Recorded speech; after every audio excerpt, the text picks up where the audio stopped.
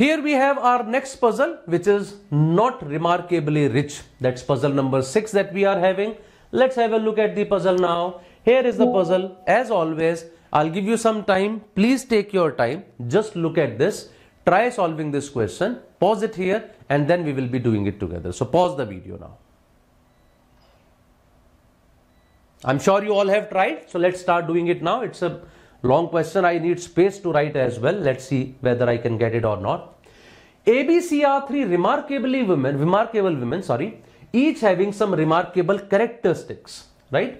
तो सभी में कुछ remarkable characteristics हैं. क्या क्या है? Just two are remarkably intelligent, two are remarkably beautiful, two are remarkably artistic, and two are remarkably rich. I am writing it here. So two of them are remarkably intelligent, two of them are remarkably beautiful, two of them are remarkably artistic, and two of them are remarkably rich. So two are intelligent, two are beautiful, two are artistic, and two are rich.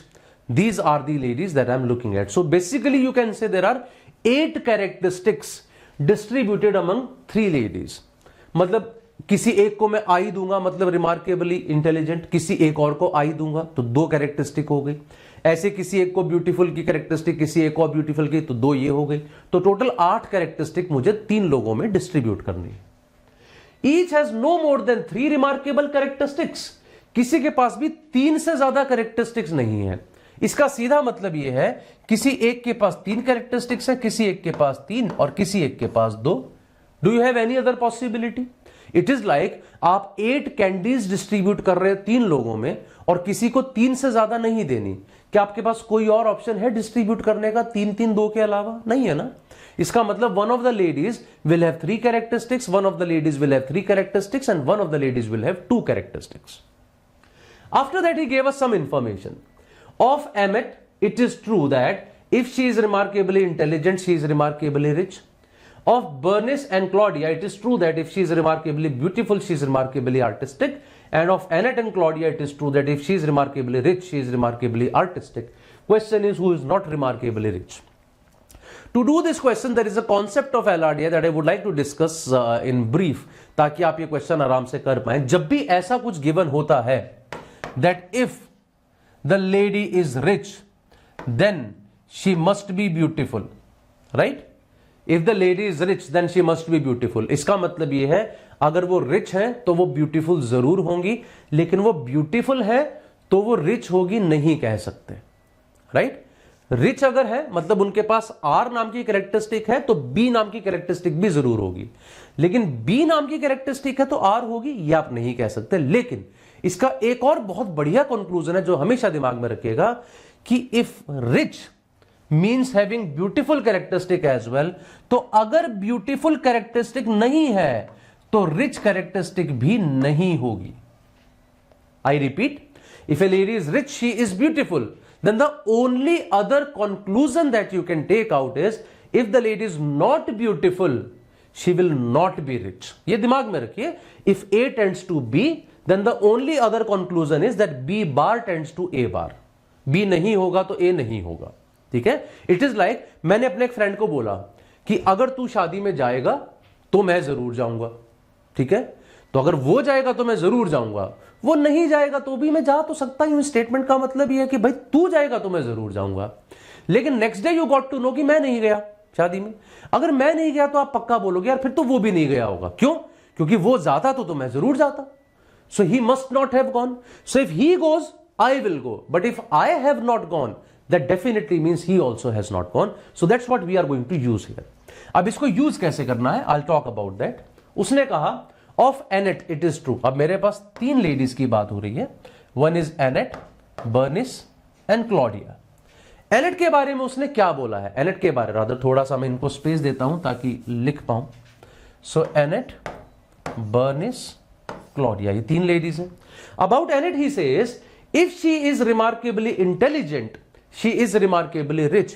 कि अगर वो intelligent है तो वो rich भी नहीं हो, rich भी होंगी. इसका मतलब ये है अगर वो रिच नहीं है तो वो इंटेलिजेंट भी नहीं होंगी, जो मैंने अभी बताया. इंटेलिजेंट है तो रिच जरूर होंगी, मतलब रिच नहीं है तो इंटेलिजेंट भी नहीं होंगी, ये इसका मतलब आता है। Of B and C, B और सी के बारे में क्या ट्रू है?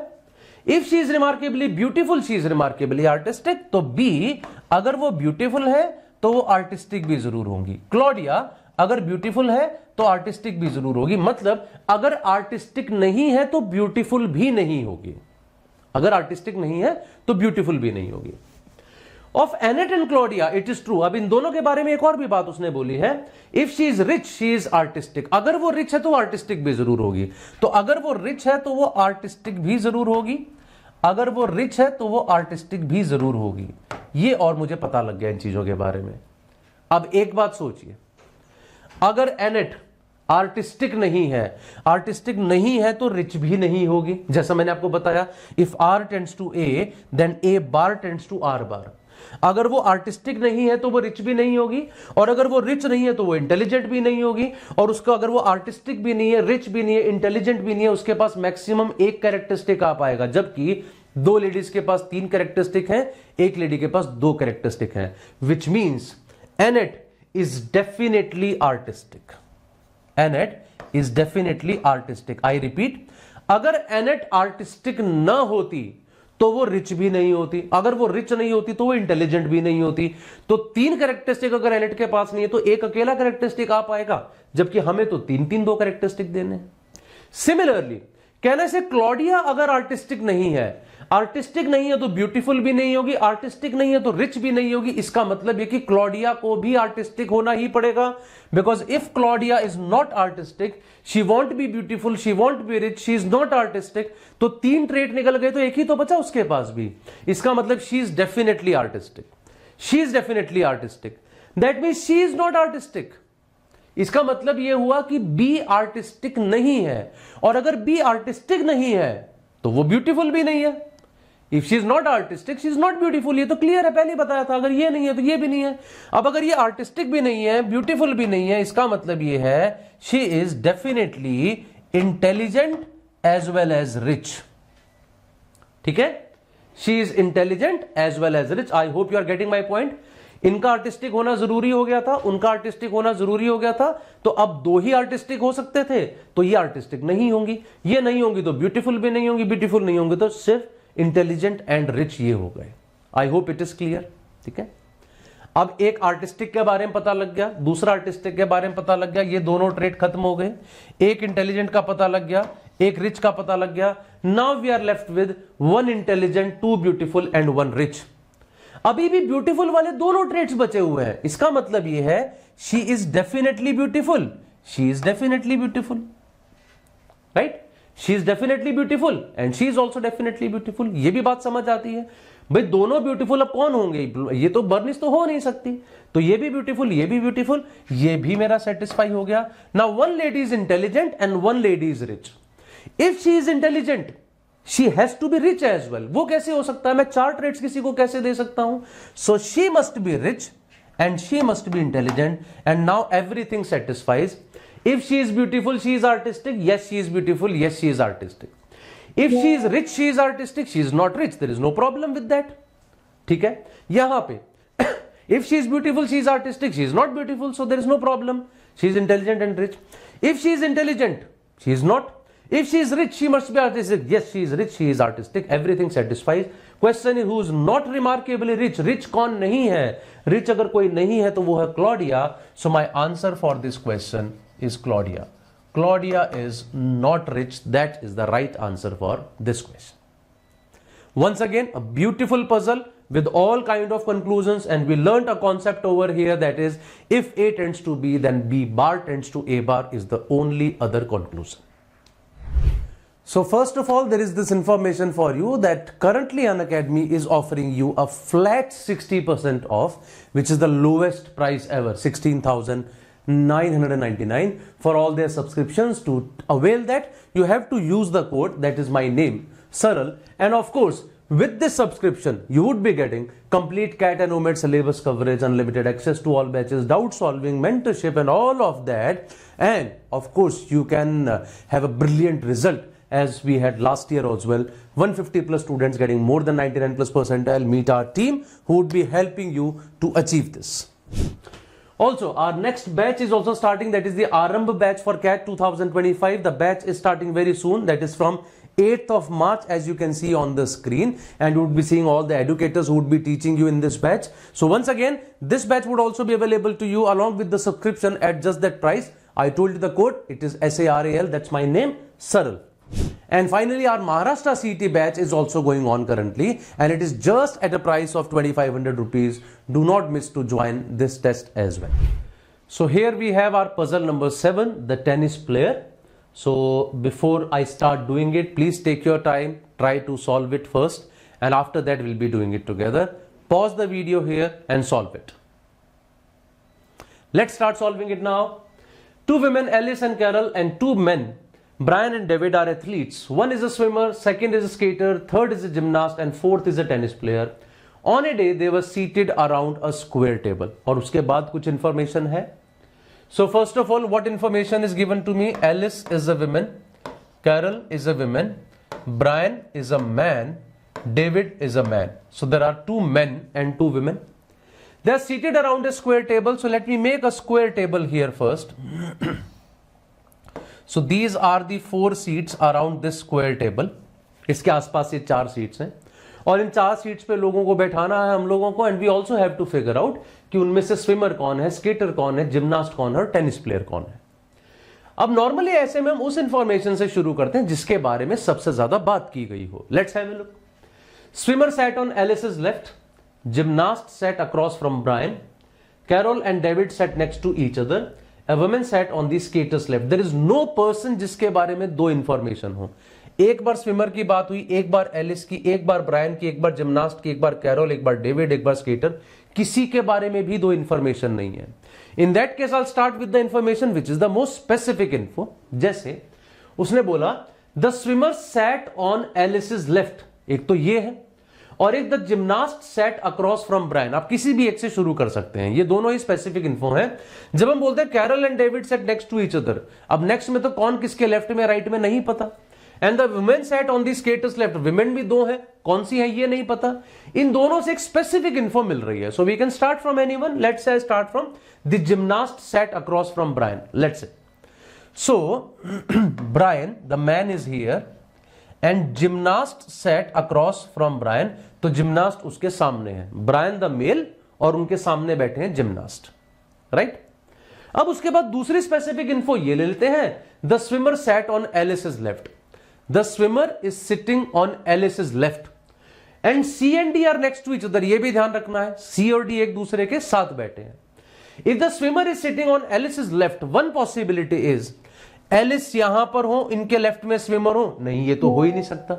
यहां एलिस होंगे तो उनके लेफ्ट में स्विमर कैसे आ जाएंगे.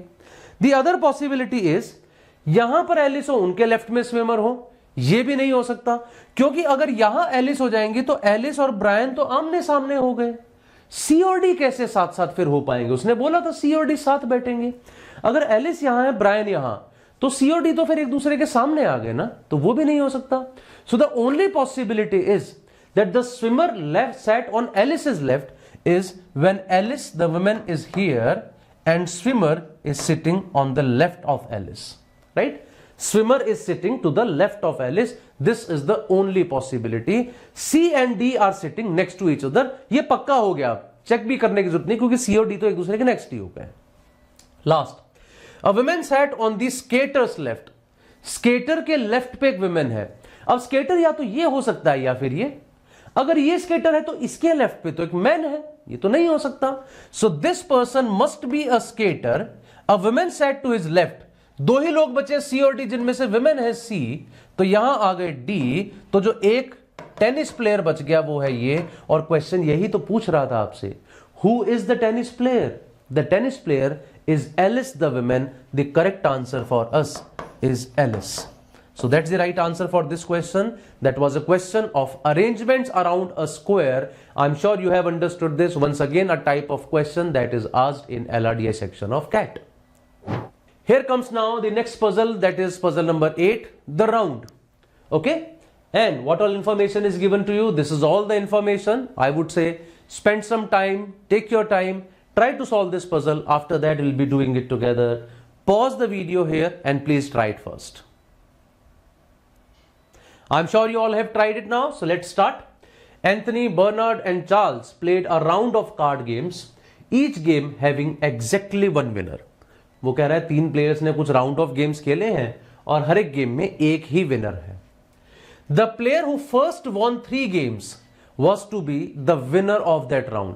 तो जैसे ही कोई प्लेयर 3 गेम्स जीत जाता है वो उस राउंड का विनर कहलाता है. ठीक है, कोई भी आदमी 3 गेम जीत जाएगा तो.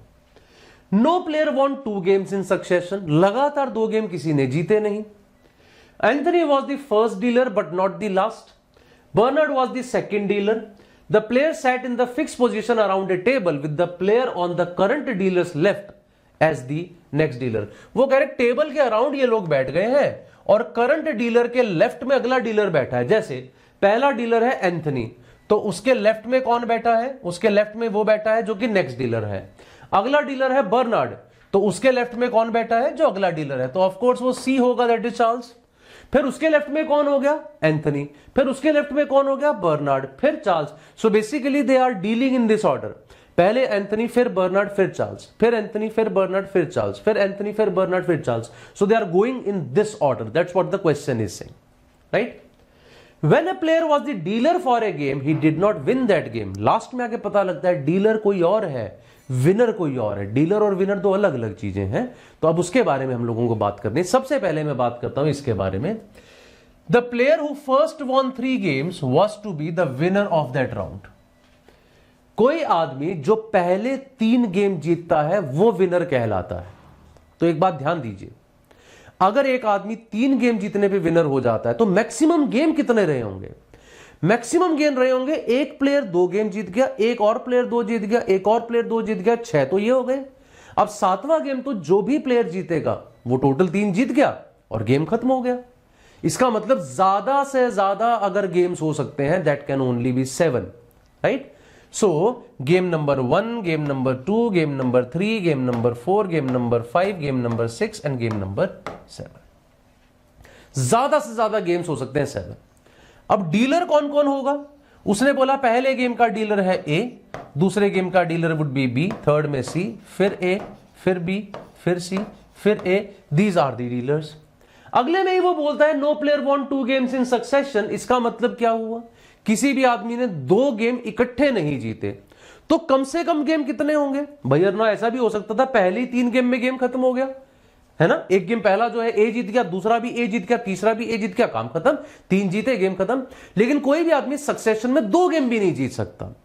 तो कम से कम गेम 5 तो होंगे. रीजन, मान लीजिए एक प्लेयर ने पहला मैच जीता, अब वो दूसरा नहीं जीत सकता, मान लीजिए तीसरा ही जीत लिया, फिर चौथा नहीं जीत सकता, मान लीजिए 5वां ही जीत लिया, तो भी 5 गेम तक तो चला ना गेम. सो इसका मतलब गेम में हमारे पास कम से कम 5 गेम तो होंगे ही होंगे. There is no possibility to have lesser than 5 games. 5 से कम गेम हो नहीं सकते. उसने ये भी बोल दिया Anthony was the first dealer but not the last.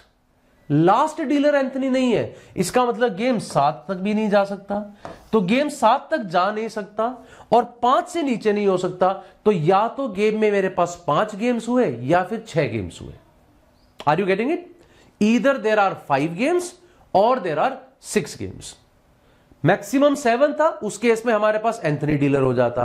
Minimum 5 क्यों होगा? क्योंकि जब आप ऑल्टरनेट जीतोगे तो फर्स्ट, थर्ड और 5 में भी तब भी 5 गेम तो बनते हैं. नेक्स्ट, उसके बाद उसने बोला when A player was the dealer for a game he did not win that game. तो अगर कोई प्लेयर डीलर है तो वो गेम नहीं जीतता है. इसका सीधा मतलब यह हुआ लास्ट गेम जो जीतेगा विनर तो वही होगा. क्योंकि भाई गेम कहां खत्म होता है? जब कोई आदमी 3 गेम जीत जाता है. तो जब किसी ने लास्ट गेम जीता होगा और गेम खत्म हो गया, इसका मतलब वही वो आदमी था जिसने 3 मैच जीता. सोच के देखिए, 3 लोग ये गेम खेल रहे हैं और कहा गया कि जब भी कोई 3 जीत जाएगा हम लोग बंद कर देंगे गेम को. तो जब गेम बंद हुआ तब कोई तीसरा जीता होगा ना, तभी तो बंद किया. तो अगर लास्ट गेम में मान लीजिए कोई जीत रहा है तो इसका मतलब है कि वही विनर था. उससे पहले में अगर कोई जीत रहा और वहां गेम खत्म हुआ तो वही विनर था. So this is the possibility which is there till now. Okay, now my point is या तो गेम 5 होने या 6. अभी हमने डिसाइड किया. मान लीजिए देयर आर 5 गेम्स. 1 मिनट के लिए I am assuming that there are 5 games. अगर गेम्स केवल 5 हैं तो विनर जो था वो पहला गेम जीता होगा, तीसरा गेम जीता होगा 5वां, और तो कोई चारा ही नहीं है भाई। आपको सक्सेशन में 3 गेम जीतने हैं, तो आप पहला, तीसरा, 5वां जीतोगे तभी तो बात बनेगी, राइट। विनर ने 3 गेम जीते होंगे। और उसने एंड में बोला है जब भी प्लेयर डीलर होता है तो वो गेम नहीं जीतता। इसका मतलब विनर ए नहीं हो सकता, क्योंकि भाई पहले गेम में ए डीलर था, तो ए विनर कैसे हो सकता था। विनर बी नहीं हो सकता, क्योंकि थर्ड गेम में सी डीलर था, सॉरी सी नहीं हो सकता, तो सी कैसे जीत सकता है। विनर बी नहीं हो सकता, क्योंकि 5th गेम में बी डीलर था, तो बी नहीं जीत सकता। भाई मैं इन तीनों जगहों पे ए नहीं लिख सकता, तीनों जगहों पे बी नहीं लिख सकता, तीनों जगहों पे सी नहीं लिख सकता, तो फिर ऐसे में तो कोई विनर मिलेगा ही नहीं मुझे। इसका सीधा मतलब यह हुआ कि गेम 5 भी नहीं है। Games are not 5, that means the total number of games is equal to 6। Total जो हमारे पास गेम्स आएंगे वो 6 आएंगे। I hope this part is understood. क्यों गेम हमारे 5 नहीं हो पा रहे हैं? We do not have 5 games. 5 games होते तो पहला, तीसरा, 5वां एक ही आदमी जीतता, और पहला, तीसरा, 5वां एक आदमी जीत नहीं सकता, क्योंकि तीनों में ए, बी और सी डीलर्स हैं, और जहां डीलर होता है वहां वो विनर नहीं होता है। तो गेम वहां तक चला, लास्ट तक आपका। अगली बात, अगर गेम लास्ट तक गया है तो इसका मतलब छठे मैच में जो आदमी जीता विनर है वो। The person who won in the last round, he is the winner. कौन है वो विनर? या तो वो ए है या बी, क्योंकि छठे में डीलर सी है, तो सी तो विनर हो नहीं सकता। तो विनर कौन हुआ? The winner would be either A और बी। ईदर ए और B is the winner. Either A और बी इज द विनर। तो इसका मतलब 1 मिनट के लिए मैं मान लीजिए, मैं विनर ए को मान लेता हूं, लेट अस से ए इज द विनर।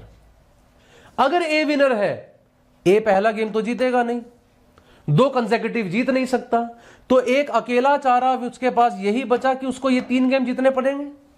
सोच के देखिए, अगर ए विनर है, पहला गेम तो वो जीतेगा नहीं, बचे 5 गेम फिर से, और 5 गेम में कोई आदमी 3 गेम जीतेगा, तो पहला, तीसरा, 5वां ही जीतेगा, और कोई चारा नहीं है। उस गेम में गड़बड़ क्या आती है कि फिर से जहां ए डीलर है वहीं ए विनर हो रहा है, जो कि नहीं पॉसिबल है। इसका सीधा मतलब यह है our winner is not A, and if our winner is not A, the winner is B. Question यही पूछ रहा है कौन जीता? बी। मैं आपको शो करता हूं कैसे। B will win the game. कैसे? बी हमारा लास्ट राउंड जीत रहा है, इसके अलावा बी को 2 राउंड और जीतने हैं। B has to win 2 more rounds. कौन से और 2 राउंड्स बी जीतेगा? ये वाला राउंड बी नहीं जीत सकता, ये वाला राउंड बी नहीं जीत सकता, जहां डीलर है वहां तो जीत ही नहीं सकता। एक तो इन दोनों में से जीतेगा, क्योंकि आप 2 कंसेक्यूटिव तो जीत नहीं सकते, और एक पहला जीतेगा। So first round is definitely won by B, last round is definitely won by B. बीच में कोई एक और राउंड बी ने जीता होगा, ये मुझे जानने की जरूरत नहीं है, ठीक है। हालांकि मैं चाहूंगा तो कुछ ना कुछ बना लूंगा, लेकिन ये मुझे जानने की जरूरत नहीं है कि कौन सा और जीता। So therefore the answer is B. Who won the round? The answer is Bernard has won the round. Bernard has won the round. That is the right answer for us. Bernard is the correct answer for this question. I hope it is understood, guys. That was our last question now. This was puzzle number 8 that we have had. I'm sure you all have understood this now. तो इसके बाद फिर से मैं कहूंगा, एक बार दोबारा से ये क्वेश्चन खुद से भी ट्राई करना, right. Even I would say make the 2 cases at the end. बना के देखिए कि अगर बी ये होता है तो क्या पॉसिबिलिटी बनती है, अगर बी ये होता है तो क्या पॉसिबिलिटी बनती है, कौन से गेम ए जीतता है, कौन से game C. These are the kind of questions that CAT would also be asking you.